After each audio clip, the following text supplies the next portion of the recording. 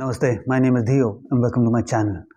I guarantee you, after watching this video, a lot of spiritual industries, I call them spiritual industries, now are going to have a lot of problem with me, the video, and they will have a lot of problem with now the new you. The new you. I'll tell you a little about this. But in my previous video, a lot of people have asked a lot of questions regarding the book that I was holding, that I was talking about.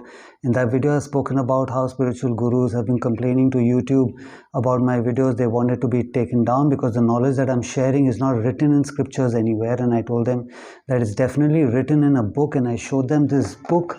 And I said towards the end, I'll show you inside. And what I do is I just choose a random page, I open it, and whatever comes, I share that knowledge with you.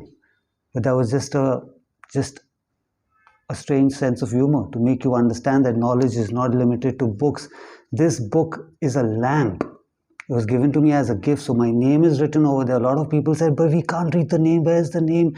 Give us that book. Where can we find the book? We want to learn from that book. The comment section went cuckoo over it. So it's just a lamp. It's just a book. It's not even a book. There's nothing written in it. It's a lamp. It's just got light in it. There's nothing in it. That was my way of saying knowledge is not limited to books. Knowledge can reach you anywhere, anyhow. So in my other videos, if you see the previous few videos, this lamp is right there in the corner over there. On that desk behind next to the TV, it's there. There's nothing in it. So yeah, that's the book. It's a lamp. It's not a real book where knowledge is from. But if you want to know where I get my knowledge from, I'll pin up or I'll put it in the description box the link to the video where I've made how you can get infinite knowledge, how I get infinite knowledge. There's a video dedicated to that. So if you're new to this channel, feel free to watch it. Now, like I said, the new you, a lot of spiritual industries, gurus are going to have a problem with this video and the new you, because now, after listening to this, I will definitely want you to give up on your spiritual toys. Spiritual toys. You know, in today's time, we give a lot of importance to our ancient ancestors. That our ancient ancestors were so wise, they were so powerful. I'm not talking about different beings who were walking on this planet. No, I'm talking about human beings, souls in a human form that we call our ancient ancestors also. That they were extremely wise, they were powerful, they could manipulate the weather, they could manifest things. How were they doing all of that? They were connected to the gods, different realms. What were they doing? So much of importance is given to them, but we forget that they were also souls in a human form just like you and me. They also faced a lot of challenges. They faced everything. They were wiser is because they gave away their spiritual toys, which we are refusing to give away. I'll tell you about the spiritual toys for sure, but let's see how important toys are today in our life, your life and my life, every human being's life. Toys, when a child is born, that child is given toys to hold, to see. There are some kids who will put that toy in their mouth. These are all toys given so that now you can condition yourself to hold something. You know, your touch, all your senses basically, even hearing. All your senses, 5 senses, are getting conditioned for you to face the bigger things in life that you're going to face, you're going to experience. You're going to be experiencing it. So these small toys are all conditioning us for the real world. Outside that pram, outside that small place. So in today's time, if you think that there are toys were there even before. Even if you leave a child outside, you'll pick up a stone. That stone is that boy's toy where he's now conditioning for touching it, feeling it, tasting it, listening to the sound of the bird, the nature, the trees, the river, name it. It's all conditioning for that child. That's how important those toys are. They're extremely important. But now, can you imagine now if all of us grow up and we're still roaming around with those toys? Those blocks in our hand, those things that make noise, chung, chuk, chuk, chung, those things that dangle over our head on the pram that's there. Can you imagine if we're still roaming around with it? Because now we got so used to it. We cannot move without it. We're seeing other people with it. So we think that, yeah, we have to have those toys with us. Before you touch anything, you want to touch your block first. Okay, I've held my block, I've held my toy, and now I want to go hold something else. Can you imagine how stupid that is? How ignorant that is? How foolish, how dangerous that is for our life? For our sensibility, for our growth in every sense. This is what is happening to everyone in the spiritual field. Spiritual toys are our meditation, are our mudras, are our mantra, are our manifestation techniques. I call them the 4 M's. These are toys. These are all spiritual toys that you are conditioning yourself for the real world, where you don't need them anymore, but now you're a walking, talking soul in a human form, experiencing everything, not just controlling it, but deciding what your experience should be in the matrix. Deciding what your experience should be in this matrix is how our ancient ancestors were walking on this planet. That's how powerful they were. So this is why I say, after listening to what I have to say more on this, spiritual gurus are not going to like me. They're not going to like you, because we're going to shut a lot of shops down. Today, all toy industry, children industry, their clothes, the entertainment, even one animated film or a regular child film is made. They make a lot of money on it because now the parent goes along with the child. So you're selling 2 tickets.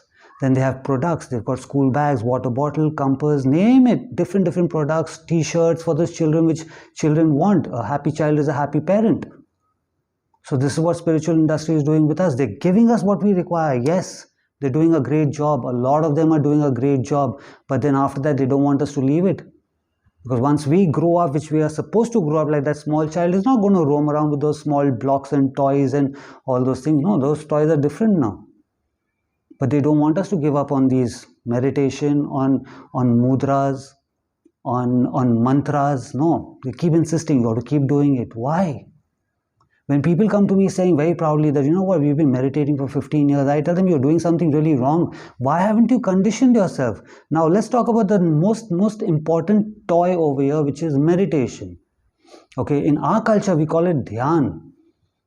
We call it Dhyan. Dhyan means awareness. Awareness of the fact that you're a soul in a human form, experiencing everything. Once you condition yourself where you're constantly concentrating on your breath, saying, I'm not this body, I'm a soul, I'm not this body, I'm a soul, you're conditioning yourself that you're a soul in a human form. So by doing that, let's say this is where your body is, this is where your soul is, you start coming so close to the body where now the soul starts controlling the body. Starts controlling the body, which means now starts controlling the matrix to deciding what experience it wants. Like I said, this is why our ancient ancestors, we look up to them that they were so wise. Now what's wrong with us? Why are we not giving up on our meditation? Because we've seen other people do it.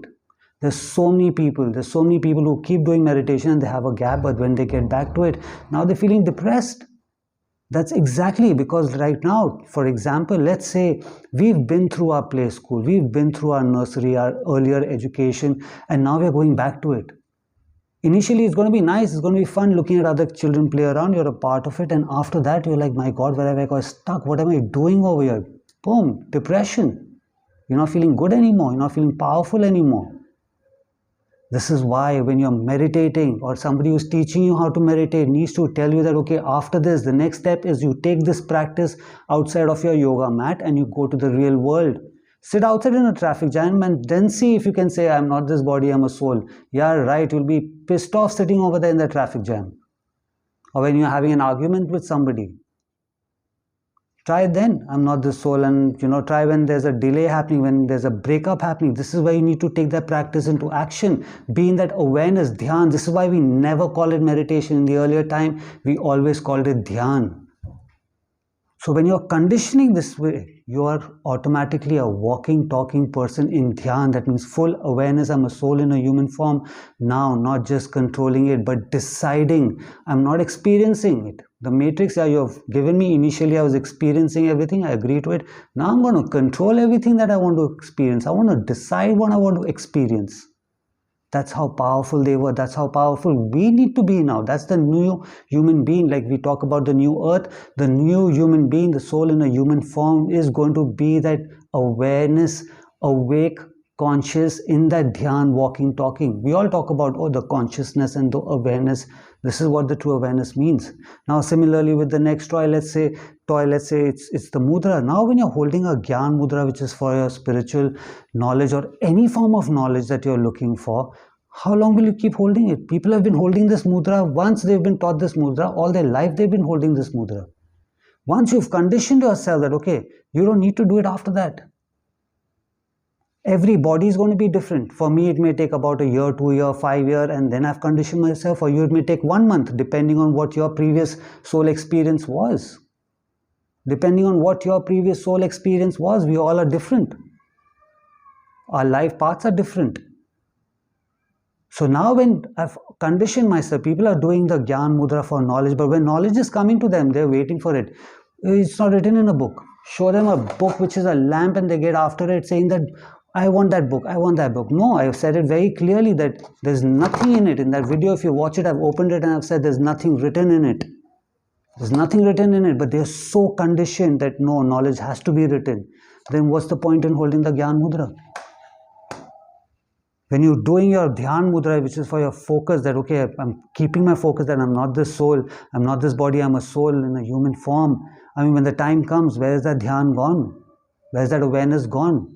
Boom, goes outside the window. So are you conditioning yourself the right way?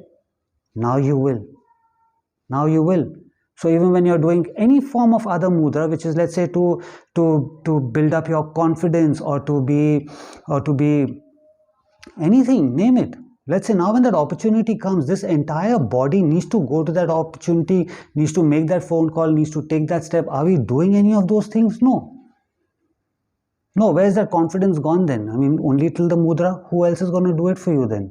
Shiva will come and do it for you, or your gods will come, ancient ancestors will come and get that. No, this entire body now needs to become that mudra, where it goes, makes that call, it goes, take to that opportunity. Now it has that confidence. You're holding a mudra for confidence. What happened when the time comes? Nothing. He's just so happy holding those mudras. That's it. It becomes like a toy for us. This entire conditioning, whatever mudra you're holding, needs to be used in your day-to-day life. Like I said, even same thing with the mantras. You're chanting so many mantras with our God names in it that now you're thinking that the gods are going to do that job for you. In my previous video, very clearly I said, jo tan mein hai, jo man mein hai, wo tan pe hai. What is in your mind is on your body.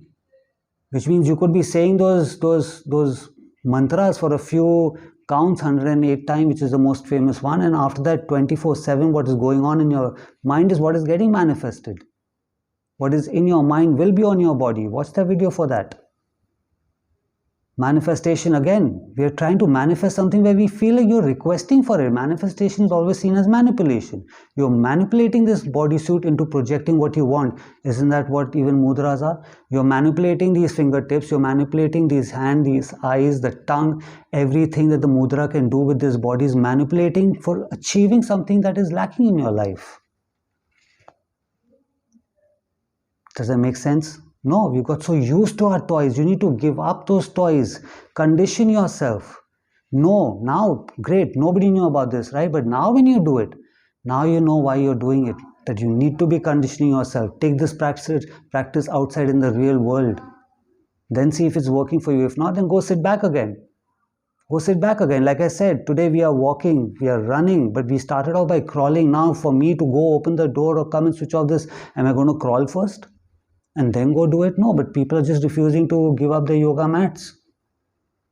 2 eyes, 2 hands, 1 nose, and I have my 1 yoga mat with me. That's how it's become with everyone nowadays. So yeah, the new earth is going to be because of you guys, all of us. New you is going to be somebody who is walking, talking in their dhyan. I'm a soul in this human form, not just experiencing, but controlling and deciding my experience that I want to have. For that, you need to give up these toys. So now let's say if somebody's already been there, there are a lot of people who are having great experiences. They're manifesting everything, but they're trying to meditate because everyone else is doing it. You don't need to do it probably. Have you ever thought of that? Has anyone told you that? Has anyone spoken to you when you go to the spiritual industries and you have these certified coaches sitting there with their 3-month course and they get a certificate that now they can train you? Are they even asking you, do you really need to meditate? You're doing great in your life. Everything you're manifesting. You've got your love, your car, your house, your health is fine. You're looking great. Do you need to meditate? You know so much already. Your spiritual knowledge is already there. People ask me, how long do I meditate? I don't meditate at all. At all. You know, so somebody who does not need to do it, don't do it. Don't play with that toy. You've played it in your previous life. Your soul has already taken another body, done everything, and now it's come here to control it, to experience it. But what is happening is we are pushing ourselves back to that play school. Like I said, initially it'll be fun. Great, I too got my yoga mat with me. I too am sitting here and great Instagram pictures are looking cool. But is it really working for you? No, this is why you're getting into depression. You don't know what the hell is happening with you. Life was going great till you started crossing your legs and holding some mudra. So all these are toys which eventually you need to give up. How long will you keep holding on to it? Think about it. This is why a lot of people are not succeeding in their spiritual practices or anything, because they're just not growing. To grow, you need to leave certain things behind. You need to grow up. None of us have those toys. Our toys are different now. Let your toy be like walking, talking manifester. Boom, I want this, I want that, I want that. That's what the new you is. That's what our ancient ancestors was. So now you tell me, how would, if in today's time, how would you want the further generations to know all of us? My God, those guys were fools. They didn't leave anything. Or yeah, those guys were great. They were our ancient ancestors and that's how they were living. I sure want to live that way, where somebody says, yeah, that guy was great. He knew what he was doing. He knew what he was saying, what he was teaching, though it wasn't written in a book. So this is how energy passes today. This energy that I have, that I'm sending towards you, once you start becoming that new human being, that new soul in a human form, who's completely in his dhyan, in his awareness, walking, talking, controlling this matrix and deciding what the experience should be, this energy will be left behind, whether it's going to be your generation or the entire different generation that is going to be coming on this earth. They will all feel that energy. They will all feel that energy. Let's leave that energy behind for everyone. Let's make use of that energy. This is what I tell people. Live that legacy, create that legacy, and leave that legacy behind for others to follow. Let's become those ancient ancestors that the future generation is going to look up to and say, man, these guys were great. If you like this video, give it a like, subscribe to my channel. Until I see you again, have a good life. Hang on. It's a lamp. There's nothing written in it.